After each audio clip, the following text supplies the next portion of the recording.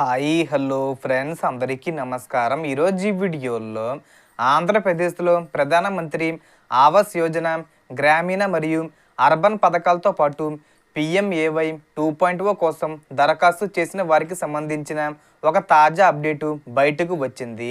So దానికి సంబంధించిన పూర్తి ఇన్ఫర్మేషన్ ఈ వీడియోలో తెలుసుకుందాం. వీడియోని ఎక్కడా కూడా స్కిప్ చేయకండి ఫ్రెండ్స్, అండ్ వర్డ్ చూడండి. వీడియో స్టార్ట్ చేసే ముందు మీకు ఒక small request friends, AP government నుంచి పథకాలకు సంబంధించి ఏ చిన్న అప్డేట్ వచ్చినా మీరు మిస్ కాకుండా ఉండాలంటే వెంటనే మన ఛానల్ని సబ్స్క్రైబ్ చేసుకోండి. అండ్ సబ్స్క్రైబ్ చేసుకున్న వాళ్ళందరూ కూడా సబ్స్క్రైబ్ బటన్ పక్కనున్న గంట సింబల్లో ఆల్ అని పెట్టుకోవడం మర్చిపోకండి ఫ్రెండ్స్. ఇలా పెట్టుకోవడం వల్ల నేను పెట్టే ప్రతి ఒక్క వీడియో మీరు నోటిఫికేషన్ రూపంలో పొందగలరు. అండ్ వీడియో మీకు నచ్చితే లైక్ చేయండి ఫ్రెండ్స్. సో ఏమాత్రం లేట్ చేయకుండా వీడియోలోకి వెళ్ళిపోద్దాం. సో ప్రస్తుతం గ్రామ సభల ద్వారా లబ్ధిదారుల అర్హతలను అధికారులు పరిశీలిస్తున్నట్లు సమాచారం. దరఖాస్తుదారులకు సొంత స్థలం ఉందా లేదా, ఆ స్థలం వారి పేరుపై ఉందా, ఆర్థిక పరిస్థితి ఎలా ఉంది, పథకానికి అవసరమైన అన్ని అర్హతలు ఉన్నాయా అనే అంశాలను అధికారులు పరిశీలిస్తున్నారు. ఈ ప్రక్రియ పూర్తయిన తర్వాత తుది జాబితాను ఆన్లైన్లో విడుదల చేసే అవకాశం ఉందని సమాచారం.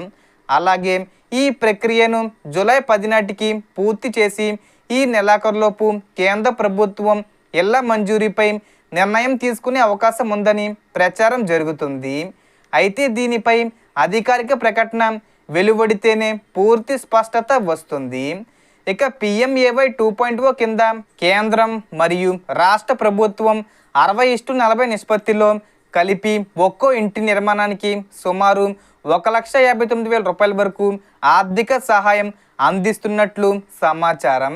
అదనంగా స్వయం సహాయక సంఘాల సభ్యులకు బ్యాంకుల ద్వారా 3% వడ్డీతో 80,000 రూపాయల వరకు రుణ సౌకర్యం కూడా లభించే అవకాశం ఉందని చెబుతున్నారు.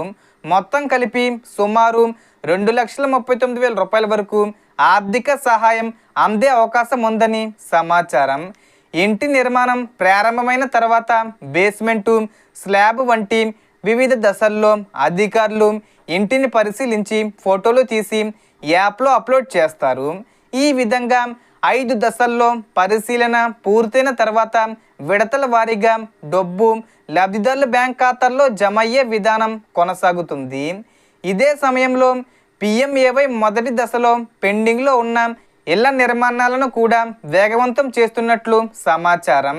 ఆగస్టు 15 నాటికి పెండింగ్ పనులను పూర్తి చేసి లబ్ధిదారులకు అందించాలనే లక్ష్యంతో అధికారులు క్షేత్రస్థాయిలో సమీక్షలు నిర్వహిస్తున్నారని తెలుస్తుంది. మొత్తంగా చూస్తే ప్రస్తుతం పిఎంఏవై గ్రామీణ, అర్బన్ మరియు పిఎంఏవై 2.0 పథకాల కోసం దరఖాస్తు చేసిన వారి వివరాలను అధికారులు పరిశీలిస్తున్నారు. అర్హతలు పూర్తిగా ఉన్నవారి పేర్లు తుది జాబితాలో ఉండే అవకాశం ఉంది. ముఖ్యంగా ముందుగా సొంత స్థలం ఉన్నవారికి ఇళ్ల నిర్మాణానికి ప్రాధాన్యత ఇచ్చే అవకాశం ఉందని సమాచారం. తరువాత సొంత స్థలం అవసరమైన వారిపై కూడా నిర్ణయం తీసుకునే అవకాశం ఉందని తెలుస్తుంది.